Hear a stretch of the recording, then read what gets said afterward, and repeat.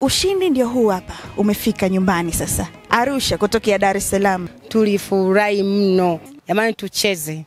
Yaani ni uhakika kabisa, haina longo. PMBet ni yenyewe. Ni www.pmbet.co.tz.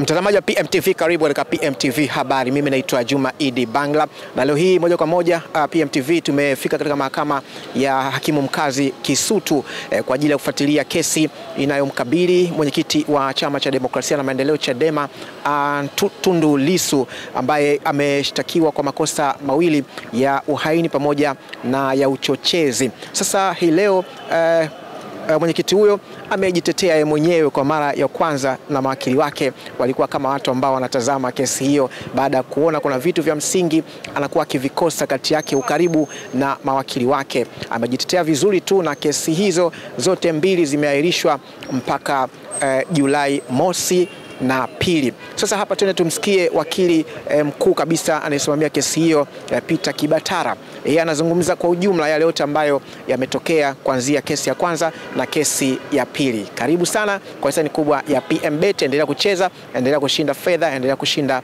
magari. Sasa leo tarehe 16 June 2025 mashauri mawili ambamo anashtakiwa Antipas Tundu Lissu Muwai almaarufu Tundu Lissu yaliitwa katika mahakama hii ya hakimu mkazi Kisutu. Mtakumbuka mashauri hayo, la kwanza ni shauri la jinai namba 8607 la mwaka 2025. Katika shauri hilo Tundu Lissu, Antipas Tundu Lissu Muwai anashtakiwa kwa mashtaka ya uhaini. Yaliyojiri kwa ujumla, kwa wale ambao mlikuwepo mmeshuhudia, ni kwamba kwa sababu za kimkakati mteja wetu amechukua jukumu la kujitetea yeye mwenyewe kwa muda, kwa sababu ambazo amezielezea, zikiwemo kusimamia haki zake yeye mwenyewe ambazo anaona zinaminywa na taasisi mbalimbali, na almahusus kabisa ametaja taasisi ya Jeshi la Magereza ambapo anahifadhiwa katika gereza la Ukonga. Sababu ambazo amezirejea ni kunyimwa haki yake ya kuabudu tangu alipohamishwa katika gereza lile siku ya Ijumaa Kuu, na wote mmemsikia anasema kwamba hajaruhusiwa kabisa kuhudhuria misa yote, kuwasiliana na Mungu wake kama ambavyo mahabusu wengine wote wanaruhusiwa. Kwa hiyo anataka kupigania, anafikiria haki hiyo inaweza kusisitizwa na kupatikana kwa ufanisi zaidi kama atapigania yeye mwenyewe, kwa sababu yeye ndio anayefeel. Kwa hiyo anaweza kucommunicate kwa urahisi zaidi kama ambavyo amecommunicate leo kwa mahakama. Haki ya pili ambayo anapigania ni haki yake ya kuchanganywa na mahabusu wengine, kwa sababu ameeleza mahakama kwamba anawekwa pamoja na wafungwa ambao tayari wamehukumiwa adhabu ya kifo kwa maana ya kunyongwa, kwa lugha ya kimagereza wanaitwa condemns.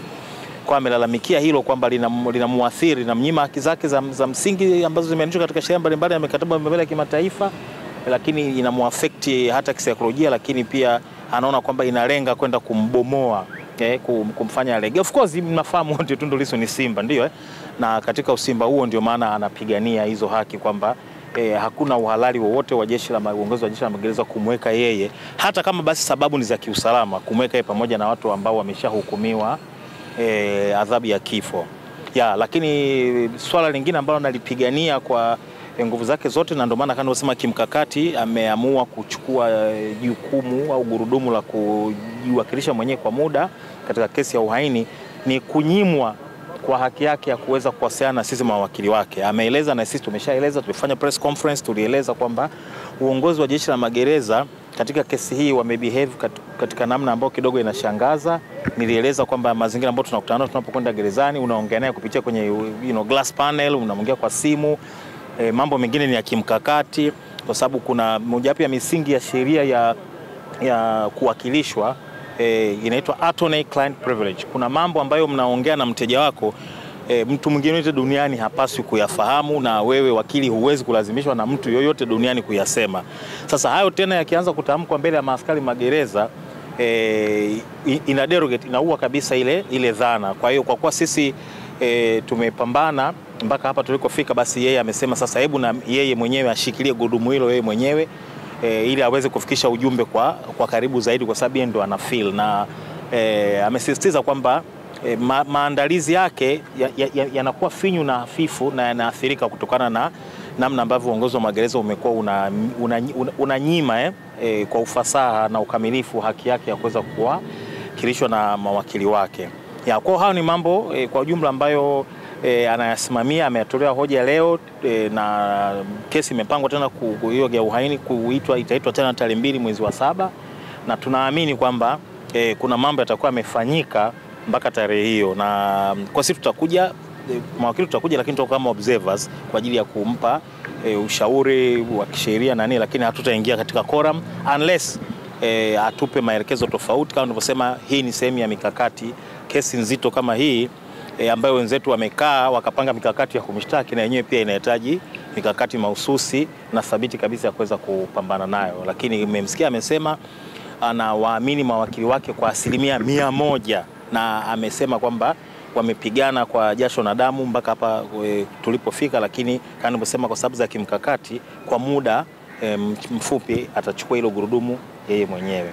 Kwa hayo ni kuhusiana na kesi ya uhaini. Baadaye tukaingia katika kesi namba 8606 mwaka 2025, ambapo kama nilivyosema, mteja wetu Antipas Tundu Lissu Mughwai almaarufu Tundu Lissu anashtakiwa kwa mashtaka ya sheria inaitwa sheria ya makosa ya mtandao, kuchapisha habari za uongo na nini, na leo ameitwa shahidi mmoja. Wao wanasema ni afisa wa polisi. Wakati wa kuuliza maswali tutaonyesha vinginevyo, lakini kwa sababu hatujafika kwenye hatua hiyo, tuishie tu kusema kwamba kwa utambulisho wake anasema ni afisa wa polisi, anaitwa Inspector John. Anadai, tutaonyesha tofauti, lakini bado hatujafika kwenye hiyo daraja. Anadai yeye ni afisa katika ofisi ya mkuu wa upelelezi hapa nchini, na almahususi kwamba kwenye kitengo cha online patrol kuna wale maafisa wa polisi ambao huwa wanapita kwenye mitandao kuangalia nani amefanya makosa.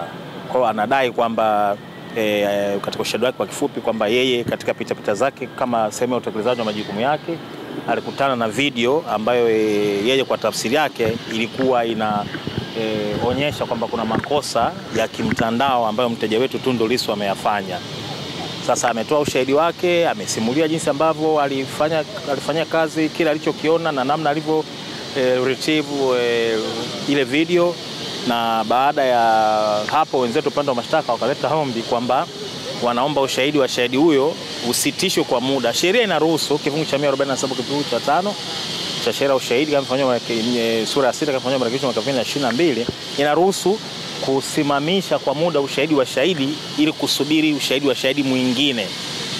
Sasa tulipinga vikali, mlikopo mmesikia, na tukasema kwamba tafsiri yetu ni kwamba ni uoga wa shahidi kuulizwa maswali. Ndio tuhoja tuyotoa mahakamani kwamba shahidi hakuna lolote, ni kinga tu inawekwa ili tusishughulike na shahidi ambaye wote mmenisikia mahakamani nikisema tunamfahamu vizuri. Na ndio maana nikasema wenzetu wanadai ni afisa wa polisi, ana cheo cha inspector, kwamba yeye ni mtaalamu au mchunguzi wa makosa ya kimtandao. Ndio shahidi alivyosema.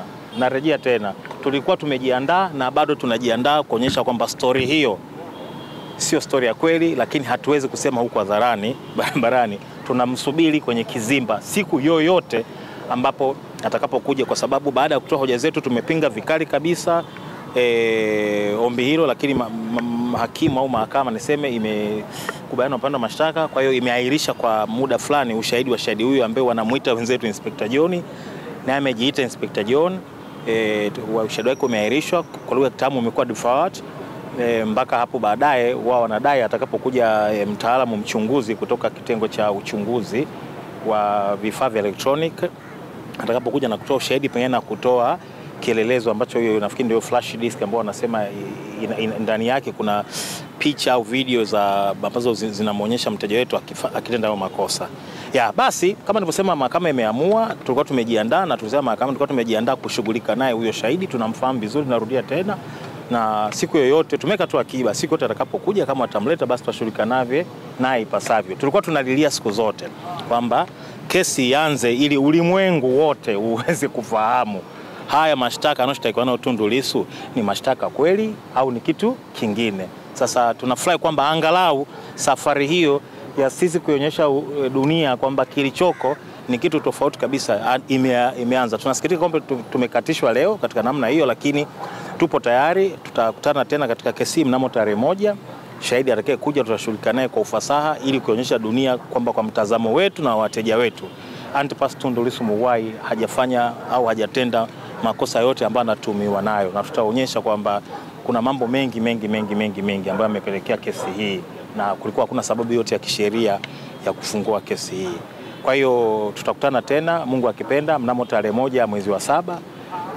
Muendelee kuhudhuria kwa sababu tunaamini kwamba tutauonyesha umma kama nilivyosema kwamba hakuna chochote kile ambacho Tundu Lissu amefanya ambacho kinastahili kuitwa mashtaka au kuitwa kesi. Ni hayo tu kwa sasa.